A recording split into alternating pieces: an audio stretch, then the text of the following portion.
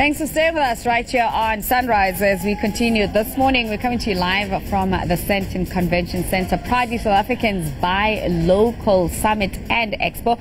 As we continue this morning with our conversations, we're now joined by Mr. Lebelo Lukelo, who is the VP Supply Management and Transformation at Sasol South Africa. Good morning to you, Sam. Thanks very much for joining us here on Sunrise this morning. Good morning, Penny. Thank you very much for having me. Let's just start in terms of like the role of Sasol this year at the Buy Local Summit. It's the seventh one. You are one of the sponsors. Why is it important that you have this relationship with Proudly South African and support the summit? Yeah, as you rightly put it, Sasol is one of the sponsors, and we take pride in doing that. We are a proudly South African company ourselves. I think the product we've been making has changed quite many lives, contributed to many small industries, but also contributed to those that are already sustainable. What is important for us from a small business development perspective is the understanding that they are playing a crucial role in the development of our economy and therefore creating jobs, which is quite an important aspect of our country. So we are contributing as a sponsor because we believe in the future of this country, and we believe that we can add value to our small businesses, particularly in the areas where we operate. Now, for this year's summit, one of the big questions that it's asking is when it comes to procurement, that is it a preference or a policy conversation? What's your take as Sasol South Africa there? We view it, apart from it being a need to be there, because one needs to be doing it to ensure that we support and partner with government. But we believe government cannot do things on its own. It needs private companies like ourselves to participate in programs of uplifting our people. We're therefore doing it not only as a matter of compliance, but we believe it's a business imperative. We integrating our supply development initiatives with our procurement initiatives so that we can make sure that as we develop suppliers and as we grow small suppliers, they become key contributors in our mainstream business and not just a tick box exercise where we're saying we're developing people and they're sitting out there. In terms of programs within Sasol that speaks to the objective of the summit itself, and hence you're sponsoring it when it comes to enterprise development, what is the focus of the company then? How closely do you work with small to medium enterprise businesses? We've got quite a number of initiatives, but two important ones that I'll mention now is we have, in partnership with the Department of Trade and Industry, opened up an incubation center in Sasolburg, and it is successfully bringing in local startup companies who probably have nothing. We actually showcasing 10 of those today here, so people can walk around and see them. But that business incubation is primarily to assist people with business information, startups, and we give them access to manufacturing facilities, but we also assist them with market and commercialization of their products once they've gone through our program. So our program runs over a period of 36 months. The first 12 months is physical incubation at our site, and after that we do a 24 months virtual incubation where we support them and make sure that they are sustainable.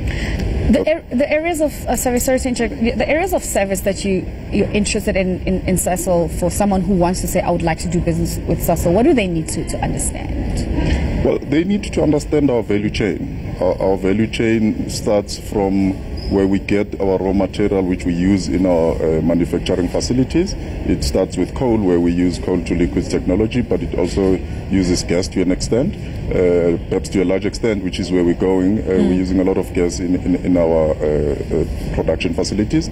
So people need to understand that we follow a process of buying things to make products, but we'll then also, once we've made them, follow a process of selling them out.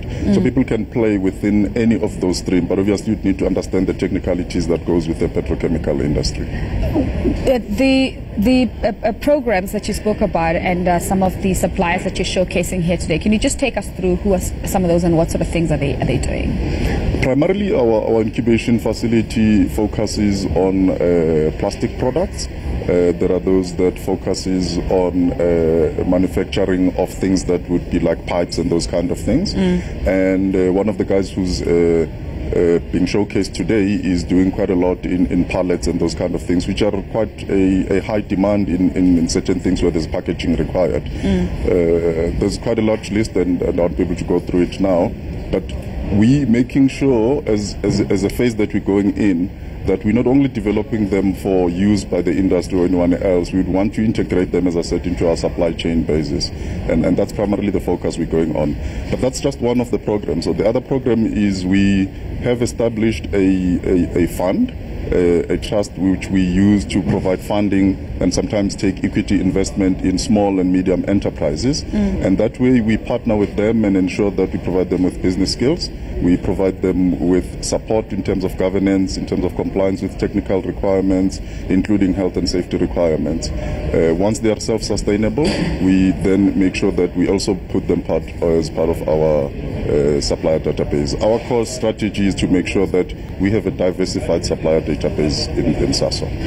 In talking about diversity, how do you go about identifying new suppliers to be part of your programs?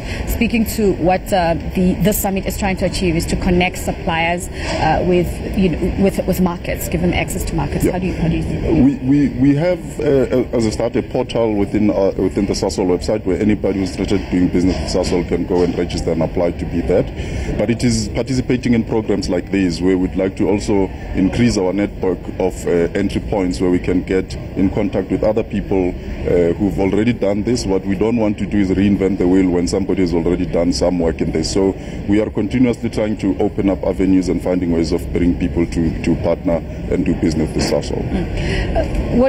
As Sasol, as a big supporter of the Buy Local Summit, the significance of South Africans as being part of this movement and buying local products, how important is that, and what do we need to understand?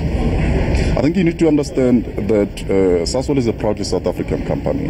We employ over 30,000 people globally, but about 25,000 of those are South African people or other people based in South Africa. So we take pride in our heritage, where we started in this country, and small businesses, as I said, becomes crucial in sustaining the livelihoods of the many people we interact with, either them as suppliers but as ordinary citizens in the countries and areas where we operate. But there's also a hunger for example, for the Department of Small Business Development to empower young people in townships and rural areas. How does Sasol speak to that? I think one should understand that when it comes to empowering people, it's taking it to a level at a much direct interaction with the people. It is particularly important for us to change the lives of what we call the fence line communities. Our primary focus in that space is focusing on how do we change the lives of the people in the operations and in the areas where we operate.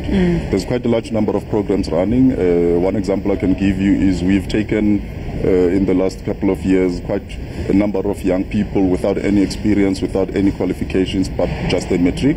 And we've put them through industries where typically in the past it would have been said women would not be doing that. Yeah. We've taken about 10 people and we've put them as crane drivers, and they all successfully graduated from that program and are now part of our supply chain crane drivers. All right, great. We'll have to leave it there. Thanks very much for chatting to us this morning. Right on Sunrise, Lebelo Lukele, VP Supply Management and Transformation at Sasol South Africa. We continue